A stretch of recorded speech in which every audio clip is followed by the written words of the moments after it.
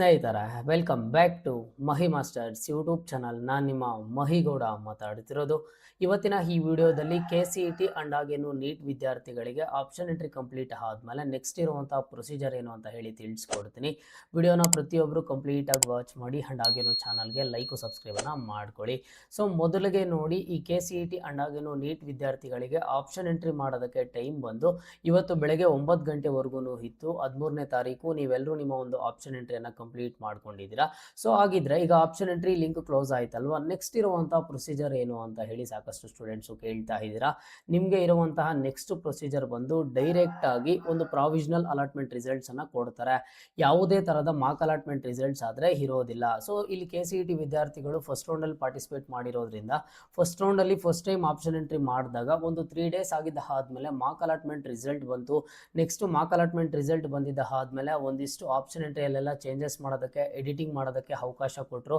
ಅದಾದಮೇಲೆ next provisional results ಬಂದು ಮತ್ತೆ ಫೈನಲ್ ಅಲಾಟ್ಮೆಂಟ್ ರಿಸಲ್ಟ್ಸ್ ಆದರೆ ಬಂದಿದ್ದು. ಬಟ್ ಇದೀಗ ಸೆಕೆಂಡ್ ರೌಂಡಲ್ಲಿ ಡೈರೆಕ್ಟ್ ಆಗಿ ನಿಮಗೆ ಪ್ರಾವಿಷನಲ್ ಅಲಾಟ್ಮೆಂಟ್ ರಿಸಲ್ಟ್ಸ್ ಬರುತ್ತೆ. ಯಾವುದೇ ಥರದ ಮಾರ್ಕ್ ಅಲಾಟ್ಮೆಂಟ್ ರಿಸಲ್ಟ್ಸ್ ಆಗಲಿ ಅಥವಾ ಮಾರ್ಕ್ ಅಲಾಟ್ಮೆಂಟ್ ರಿಸಲ್ಟ್ಸ್ ಬಂದಿದ್ದ ಆದಮೇಲೆ ಫೈನಲ್ ಅಲಾಟ್ಮೆಂಟ್ ರಿಸಲ್ಟ್ಸ್ ಆಗಲಿ ಇರೋದಿಲ್ಲ. ಈಗ ನೆಕ್ಸ್ಟ್ ನಿಮಗೆ ಇರುವಂತಹ ಸ್ಟೆಪ್ ಏನು ಅಂತ ಅಂದರೆ 19ನೇ ತಾರೀಕು ಬಂದು KCET ಅಂಡ್ ಹಾಗೇನು ನೀಟ್ ವಿದ್ಯಾರ್ಥಿಗಳಿಗೆ ಪ್ರಾವಿಷನಲ್ ಅಲಾಟ್ಮೆಂಟ್ ರಿಸಲ್ಟ್ಸನ್ನು ಕೊಡ್ತಾರೆ. ಆ ಪ್ರಾವಿಷನಲ್ ಅಲಾಟ್ಮೆಂಟ್ ರಿಸಲ್ಟಲ್ಲಿ ಯಾವ ಸೀಟ್ ಅಲಾಟ್ಮೆಂಟ್ ಆಗಿರುತ್ತೋ ನೀವು ಚೆಕ್ ಮಾಡಿಕೊಂಡಾಗ ಅದೇ ಒಂದು ಸೀಟು ನಿಮಗೆ ಸೆಕೆಂಡ್ ರೌಂಡು ಫೈನಲ್ ಅಲಾಟ್ಮೆಂಟ್ ರಿಸಲ್ಟಲ್ಲೂ ಸಿಗೋವಂಥದ್ದು. ಓಕೆನಾ? ಸೊ ಪ್ರಾವಿಷನಲ್ ಅಲಾಟ್ಮೆಂಟ್ ಅಂತ ಅಂದರೆ ಜಸ್ಟ್ ತಾತ್ಕಾಲಿಕ ಫಲಿತಾಂಶ ನಿಮಗೆ ಕೊಟ್ಟಿರೋವಂಥದ್ದು. KCET ವಿದ್ಯಾರ್ಥಿಗಳಿಗೆ 2ನೇ ಸುತ್ತು ಆಗಿರುತ್ತೆ. ಜೊತೆಗೆ UG ನೀಟ್ ಕೋರ್ಸ್ಗಳಿಗೆ ಫಸ್ಟ್ ರೌಂಡ್ದು ಒಂದು ತಾತ್ಕಾಲಿಕ ಫಲಿತಾಂಶ ಆದರೆ ಆಗಿರೋವಂಥದ್ದು. ಈಗ ನೆಕ್ಸ್ಟ್ ಏನು ಕಂಪ್ಲೀಟ್ ಆಗಿ ಪ್ರತಿಯೊಬ್ಬರು ತಿಳ್ಕೊಬೇಕಿರೋದು ಗೊತ್ತಾ, ಇಲ್ಲಿ KCET ವಿದ್ಯಾರ್ಥಿಗಳಿಗೆ ಈ ಸೆಕೆಂಡ್ ರೌಂಡ್ದು ಫೈನಲ್ ಅಲಾಟ್ಮೆಂಟ್ ರಿಸಲ್ಟ್ಸ್ ಬಂದಿದ್ದ ಆದಮೇಲೆ ಪ್ರೊಸೀಜರ್ ಒಂಥರ ಇರುತ್ತೆ. ಜೊತೆಗೆ ನೀಟ್ ವಿದ್ಯಾರ್ಥಿಗಳಿಗೆ ಪ್ರೊಸೀಜರ್ ಒಂಥರ ಇರುತ್ತೆ. ಯಾಕಂತ ಅಂದರೆ ರಿಸಲ್ಟ್ ಬಂದಿದ ತಕ್ಷಣ KCET ವಿದ್ಯಾರ್ಥಿಗಳಿಗೆ ಇರುವಂಥದ್ದು ಚಾಯ್ಸ್ ಎಂಟ್ರಿ ಪ್ರೊಸೀಜರು. ಸೊ ಆ ಚಾಯ್ಸ್ ಎಂಟ್ರಿ ಪ್ರೊಸೀಜರಲ್ಲಿ ಬಂದುಬಿಟ್ಟು ನಿಮಗೆ ಕೇವಲ ಚಾಯ್ಸ್ 1 ಆ್ಯಂಡ್ ಹಾಗೇನು ಸಹ ಚಾಯ್ಸ್ 4 ಆಪ್ಷನ್ ಇರುತ್ತೆ. ಯಾವುದೇ ಥರದ ಚಾಯ್ಸ್ 2 ಅಥವಾ ಚಾಯ್ಸ್ 3 ಇರೋದಿಲ್ಲ.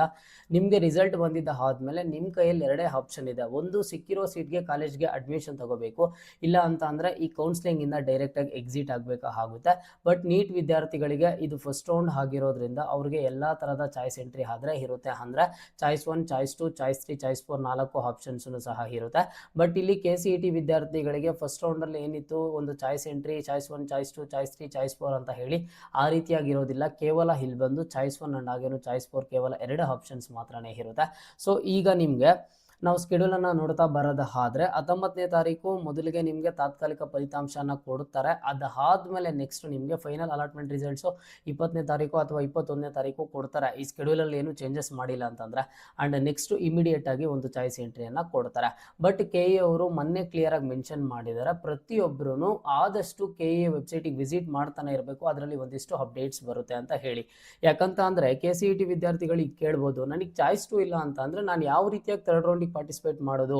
ಚಾಯ್ಸ್ 2 ಇದ್ದಿದ್ರೆ ಸೀಟನ್ನು ಹೋಲ್ಡ್ ಮಾಡಿಕೊಂಡು ಥರ್ಡ್ ರೌಂಡಿಗೆ ಪಾರ್ಟಿಸಿಪೇಟ್ ಮಾಡ್ತಾ ಇದ್ದೆ. ಬಟ್ ಇವಾಗ ಯಾವ ರೀತಿ ಅಂತ ನೀವು ಕೇಳೋದಾದರೆ ಚಾಯ್ಸ್ 1 ಸೆಲೆಕ್ಟ್ ಮಾಡಿಕೊಂಡು ಥರ್ಡ್ ರೌಂಡ್ಗೆ ಪಾರ್ಟಿಸಿಪೇಟ್ ಮಾಡಬೇಕು. ಚಾಯ್ಸ್ 1 ಸೆಲೆಕ್ಟ್ ಮಾಡಿದ ಆದಮೇಲೆ ಯಾವ ರೀತಿಯಾಗಿ ಥರ್ಡ್ ರೌಂಡ್ಗೆ ಹೋಗಬೇಕು ಅಂತ ಹೇಳಿ ಒಂದಿಷ್ಟು ಟರ್ಮ್ಸ್ ಆ್ಯಂಡ್ ಕಂಡೀಷನ್ಸ್ ಇರುತ್ತೆ, ಒಂದಿಷ್ಟು ಷರತ್ತುಗಳೆಲ್ಲನೂ ಅನ್ವಯಿಸುತ್ತವೆ. ಅದೆಲ್ಲವನ್ನು ನೀವು ಕರೆಕ್ಟಾಗಿ ಫಾಲೋ ಮಾಡಬೇಕಾಗುತ್ತೆ.